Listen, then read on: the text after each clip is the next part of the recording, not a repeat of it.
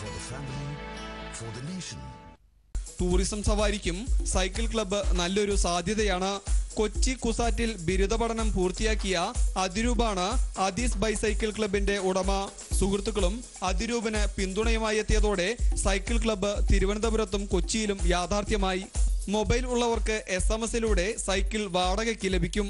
ഇതിനായി പ്രത്യേകം തയ്യാറാക്കിയ ഫോർമാറ്റിൽ SMS ടൈപ്പ് ചെയ്ത് അയച്ചാൽ മതി. SMS ലഭിക്കുന്ന മുറയ്ക്ക് സൈക്കിൾ സ്റ്റാൻഡുള്ള സ്ഥലങ്ങളുടെ വിവരങ്ങളും സൈക്കിളിന്റെ നമ്പറും മറുപടി SMS ആയി ലഭിക്കും.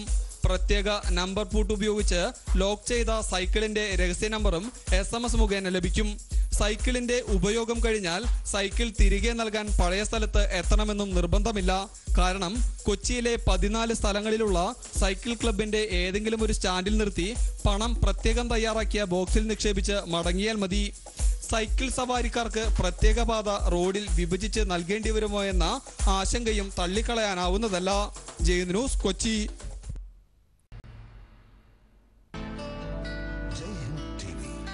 For the family, for the nation.